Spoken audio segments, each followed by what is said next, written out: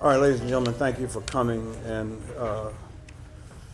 I'm here today to provide a status report on the operations of the city's Department of Social Services, and in particular to address the ongoing concerns regarding Child Protective Services.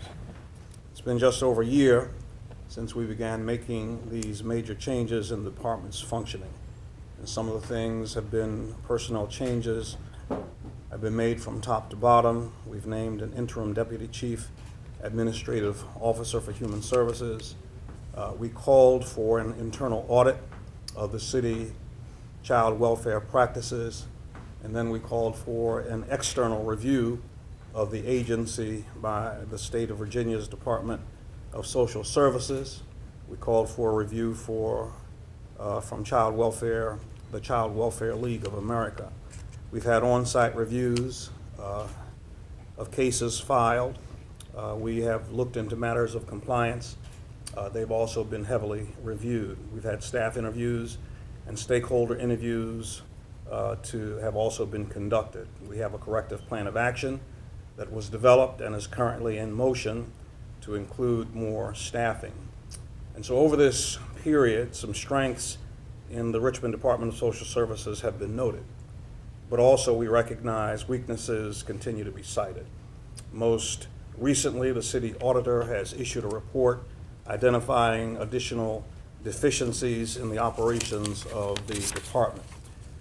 And so what's apparent to me is that we are still not doing the best job with respect to protecting the safety of vulnerable children. And this is unacceptable to me. The problems we're working to address are more deep-seated than we even anticipated. So today, I'm announcing that David Hicks, my senior policy advisor, is going to serve as interim director of the Department of Social Services until we identify the right permanent placement. He will also report directly to me in that capacity. I believe that David can offer valuable insight and leadership to help underscore and uncover the process issues that need to be fixed that will ultimately turn the agency around. The Virginia Department of Social Services remains very much a partner in our efforts to improve. We've also accepted additional support from VDSS, and a process-centric analysis is currently underway. The state-assigned specialist is currently in the discovery phase, which I expect to be completed within the week. After that time, we will begin implementation of the process issues that need to be corrected, and I believe that based on the information provided, the additional steps that we're taking, we'll see a much stronger functioning agency within the next 6 months. We'll continue to call on Steve Harms to support us in his role as interim deputy chief administrative officer for human services for as long as he is available to us in that capacity, and until we have named a permanent placement in that role. The DCAO role remains responsible for the general oversight of social services, human services, libraries, and the Department of Recreation and Parks. Also serves as the city's liaison to the Richmond Behavioral Health Authority and the Richmond City Health District. Steve will continue to focus on quality management and compliance issues, while David is going to help with the process issues that continue to affect the agency. Now, every child should have the opportunity to grow up in a safe, loving, and stable environment. And our job is to fill the gap when that environment is not available to the child. And I believe that these reinforcements that we are announcing today will help improve the outcomes for any children that may be vulnerable and for families in our cities in our city that we are serving. We noted before, and I still believe today, that there are many capable staffers at the Richmond Department of Social Services. Let me thank Becky China, one of those dedicated professionals who served as interim director over the past several weeks following Deputy Police Chief Tanya Vincent's departure from that role. Ms. China will return to her regular duties in that department, and we will continue to call on her for her valuable experience. Now, we're going to address the remaining weaknesses and strengthen the operations of this critical agency. But listen, the bottom line here is that I will accept nothing less than and RDSS being a high-performing agency, an agency that performs all of the duties according to the applicable standards. And finally, we want to ensure that every child is safe and has the protection afforded it by the City of Richmond. So with that, I will entertain any questions that you may have. Yeah. Ms. Mosley retired and left in May of last year. In the almost year since she's left, what has happened with that search? How has it not been possible to find a permanent replacement for her in that time? We have continued to search. We have had several persons who have applied, but we're looking for the best people to get these jobs done. And however long it takes is what we're going to. That's the amount of time we're going to take in order to find the right person for the job. Given the issues that we've seen within this department, has it been difficult to find somebody who wants to come here? No, we have had persons to apply. Mr. Mayor, can you talk a little bit about Mr. Hicks's qualifications and why you think he's the right fit for the job right now? Well, Mr. Hicks has served for 12 years as our Commonwealth Attorney. He has been able to triage another agency in the city, and this is an opportunity for him to do the same thing with this agency. He's going to be looking at areas of process.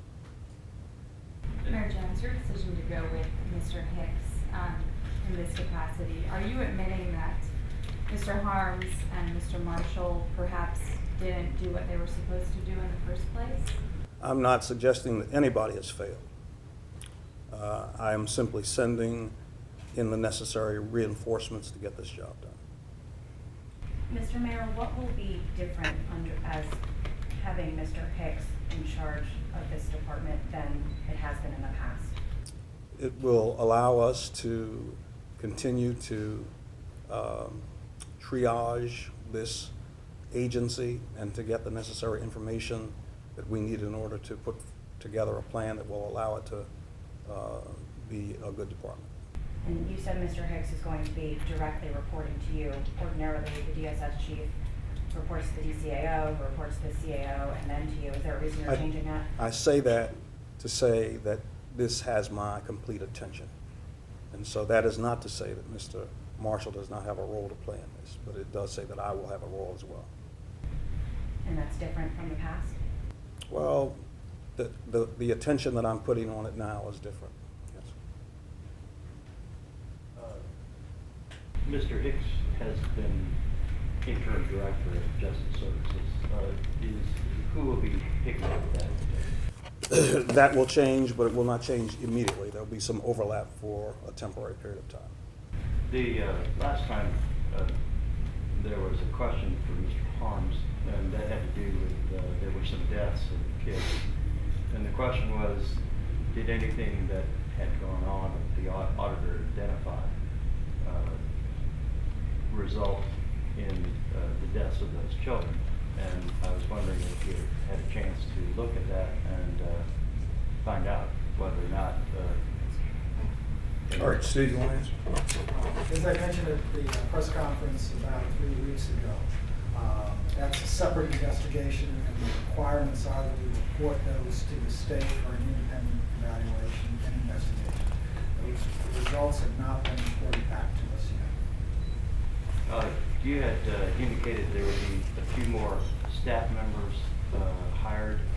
How well has that gone in beefing up the number of people in CPA? We are still in the process of recruitment. That's continuing. And as we just indicated through the mayor, we are bringing in staff from the State Department of Social Services to help us evaluate what our needs are and what our staffing needs are going to be in light of the processes that they see and the way we're operating that business. I understood that there'd be one person from DSS, an experienced staff person, doing the discovery. That's correct. And now you have, as I understood it, about 15, if I remember correctly, 15 people at CPS, and you hope to have 5 or 6 others. I didn't know if you had been able to hire any new people or if that search is still underway. The search is ongoing for those positions. We're taking any willing people, but as I say it's a two-part process. We're going to be using the state to evaluate what our ongoing staffing needs are. We still have a backlog. When we work through the backlog, then we want to have a full complement of staff to be able to promptly investigate all incoming cases. You had mentioned that you were gonna look at retirees and some other people to try and fill the space. Have you had some success in that? Some localities have indicated an interest in that, yes, but we have not actually worked out the details yet. And I'm not at liberty to say who those staff are of those localities yet. Mr. Thank you. Harms, can you tell us if that program manager that was mentioned in the auditor's report is still over Child Protective Services at this point? That's a personnel matter that I've been advised I'm not supposed to discuss. Have you made any personnel changes at all since we last heard from you? I'm not gonna answer that question. Can I ask a question, Mr. Hicks?